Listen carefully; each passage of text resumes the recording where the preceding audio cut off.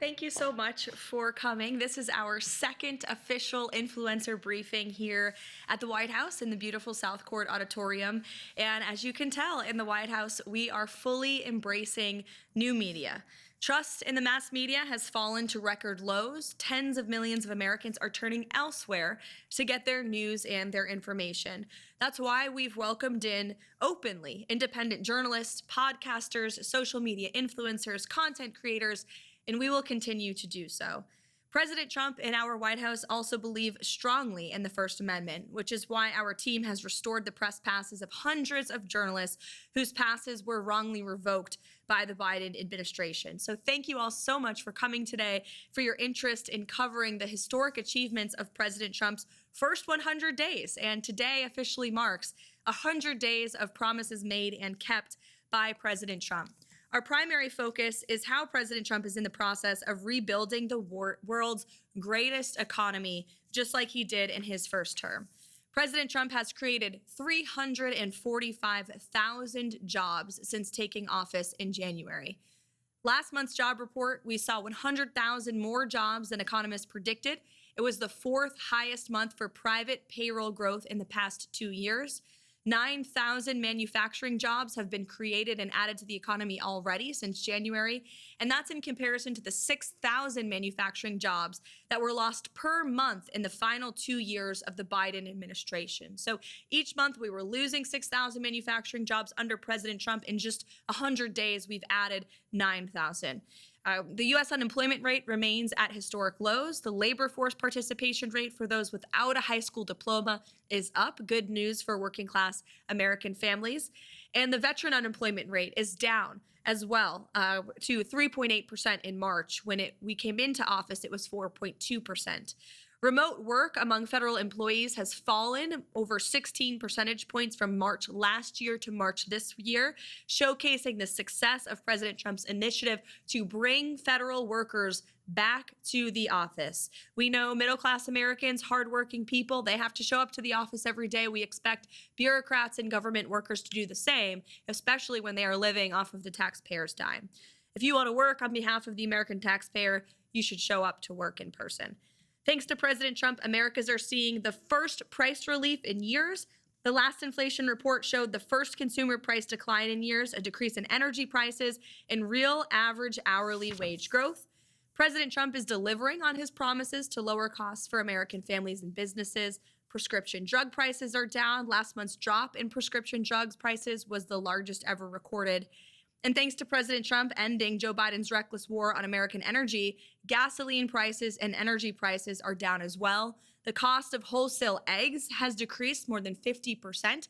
The President Trump inherited a complete mess from the Biden administration, who totally botched their response to the bird flu. They were killing chickens. They were killing our chicken supply in this country, which led to an increase in egg prices. And the president and Secretary Rollins did an incredible job attacking that on day one. On the deregulation front, President Trump is launching the largest deregulation campaign in American history. He has blocked all of the unfinalized Biden-era rules, which has saved us more than $180 billion already. He's launched a bold multi-agency effort to roll back existing federal regulations that drive up the cost of living on hardworking families. That has yielded more than $755 billion in total savings as well. And as you all know, investments from companies around the world continue to pour into this country. Every morning we wake up to a new headline with a new company from a different country announcing major investments in our country. What does that mean for people in your communities across the nation? It means jobs. It means Americans going to work. It means Americans providing for their families, for their children, living the American dream. That's what those investments will do. It's truly the golden age of America. And that's why the president is working so hard to leverage good trade deals around the world. He knows America is the best place in the world to do business. He is using our leverage to negotiate good deals with countries around the world, to onshore manufacturing jobs here, to revitalize our middle class and our manufacturing industry, and also to protect our national security. I don't think any American agrees it's good that China currently supplies and produces our chips, our pharmaceuticals, and our critical industries. We want those things built in the United States of America. And President Trump is the first president in modern times to actually do something about that. So with that said, today is 100 days. There have been so many achievements, not just on the economic front, and the president continues to work very hard on tax cuts as well. And on negotiating those trade deals. But look at the success at the southern border, which we talked a lot about yesterday with our border czar, Tom Homan, Secretary Kristi Noem, Stephen Miller here at the White House, all of whom are doing a tremendous job and have created, at the president's direction, the most secure border in American history. We have a mass deportation campaign of illegal aliens underway. We are removing heinous criminals from your communities across the country. Every single day, we are making America safe again. And if you look abroad on the world stage, the president is really using his peace through strength foreign policy approach once again. To the rest of the world knows that America is back. I know Joe Biden used to say that, but we're stealing it from him because it's actually true now. With President Trump in the Oval Office, the world is a safer place and will continue to be. So thanks for coming to the Influencer Briefing. I look forward to taking your questions. And Deborah, why don't you kick us off? On 100 incredible days. And over the first 100 days, the majority of policies that we've seen from the Trump administration have been either targeted at foreign affairs, such as bringing the American hostages home or attempting to end the war between Ukraine and Russia, or on long-term goals such as cutting government spending with DOGE. What policies can we expect to see rolled out over the next few months that Americans will directly feel the effects of in order to secure the 2026 midterms for the Republican Party and keep his approval rating historically high? Yeah, the first answer that comes to mind, Deborah, is definitely tax cuts. The president is working closely with Congress as we speak. He met with leadership from both chambers. The administration met with leadership from both chambers yesterday to talk about how we can quickly pass the largest tax cuts in American history. And the president promised on the campaign trail he wanted no tax on tips, no tax on Social Security for our hardworking seniors, no tax on overtime pay. He intends to keep those promises, and he needs Congress's help to do so. That's why he's working closely with them. But you look at, again, I talked about the leverage the president uses to negotiate good trade deals around the world, but he uses that leverage right here in Washington as well, on Capitol Hill. He has great relationships with leaders on both chambers, and we are confident that we can pass a massive tax bill which will directly lead to more money in people's pockets right away. Sure, go ahead.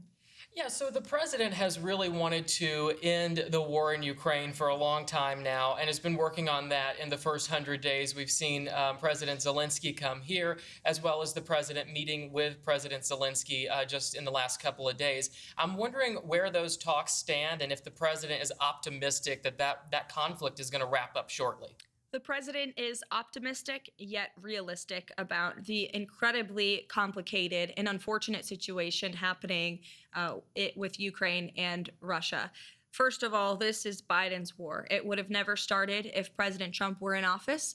There is a reason that Putin did not invade Ukraine when President Trump was in the Oval Office, and it's because, again, President Trump leveraged the power of the United States to warn Putin not to do it. And the president has spoken about that in those direct warnings to the Kremlin that he gave in his first term. And then we had a mentally incompetent president in Joe Biden who didn't even know what day it is, never mind knew how to prevent war. And the entire world took advantage of that and took advantage of America's lackluster leadership abroad. And so we've had this terrible war. The president talks about it all the time. He's briefed on it constantly. There are men dying on the front lines of this. An entire generation is being wiped out. And enough is enough. The president has made it very clear he wants to see this end at the negotiating table, not on the battlefield. He has spoken directly to both sides of this war. He most recently met with President Zelensky at the Vatican when he attended the funeral of Pope Francis. And he remains optimistic that both sides will come together to negotiate peace. There are a lot of complexities on both sides of this war, but so he's realistic about that, but he is optimistic that we are moving in the right direction. And if you just take a step back and look at where we are now, where you have concessions from both sides publicly, where you have ceasefire proposals from both sides. The president's made it clear he wants a permanent ceasefire first, but you actually have the United States talking to Russia. You have the United States talking to the Ukrainians on a daily basis, communicating with both sides. Look at that compared to where we were when we came into office, where neither side was talking. There was just one approach to ending this war. No one was really talking about a peace deal. We were just talking about continuing to send blank checks to continue funding the fighting and the killing. This war has been a meat grinder. Young men are dying. Women and children are dying as a collateral result of the military conflict, and the president wants to see it end as quickly and soon as possible. And I can tell you, watching firsthand, he has exuded a tremendous amount of effort into this war. He's getting frustrated with the amount of effort this has taken, and he's made that clear to both sides. But he remains optimistic that we can get this done. Brendan. I was wondering if you'd indulge me in a quick round of Trump trolling or Trump truthing. Sure, let's do it. Okay, good. Love it. Rapid fire. Greenland joining America. Definitely Trump truthing. Canada becoming a 51st state. Trump truthing all the way. And the Canadians would benefit greatly, let me tell you that. Eliminating the IRS. I think that is an optimistic goal, and the president, so I would say we're on the side of truthing there for sure. And the president, again, wants to see tax cuts, and he wants to see this massive revenue that we can gain from tariffs as well, which will create the external revenue service. So that's a definitive goal for sure. And most importantly, Trump 2028. Trump trolling, although the hats are flying off the shelves. Yes. Link, go ahead. So one thing I've noticed in the first 100 days is that the White House is crawling with kids. You have a young, beautiful baby boy. There are babies everywhere. There's so many young folks on staff who have kids. But the last 4 years under Joe Biden, parents were really stressed and ravaged. They had to take on 2 or 3 extra jobs. Depression rates were up. Suicide rates were up. You're a very high-profile young mother who seems to juggle and balance it all beautifully. What advice do you have to young parents out there who are starting their careers, having kids, building families, and trying to find that balance so desperately? Yeah, well, it's a great question. And first, to the heart of your premise, it's true. The president has empowered not just me as a young mother in this role, but there are so many new moms and dads on our senior staff in the West Wing, but also across the entire administration. There are working moms and dads who are owing our country public service for President Trump while raising young families. And the president really empowers us to do that. And I commend him for that. He doesn't get enough credit for it. But as for the president is implementing policies every day to uplift young families and young people. He talked so much about young people and talked directly to young people so much on the campaign trail. It really, I think, inspires him when he is around young people in a young audience. And he wants to restore the American dream for the next generation, not just our generation of young folks, but our children and our grandchildren. What does that look like? Home ownership, the ability to afford a home, to live, to have a good paying job. That's part of this effort to onshore jobs, because you have an entire generation going to these incredibly expensive and liberal higher education universities, coming out saddled with debt and then unable to get a good paying job. The president wants to put an end to that so that young people can provide for their families and truly live the American dream. So to young people around the country, the president hears you, he sees you, he loves you, and he wants to uplift you. And all of the policies he's implementing every day are to provide a more prosperous and safe and free America for future generations. You're welcome. Sure. Nice to meet you. Hi, Karoline. you Thank you too. so much for the time. Sure. Tagging off of Link's question about young people, one of the most pressing challenges for Gen Z right now is the lack of home ownership. As of 2025, I believe the median age is 38 years old of first-time home buyers, which is, a hindrance to starting families for a lot of people. How does the Trump administration plan on tackling this in the next 4 years? It's a major issue.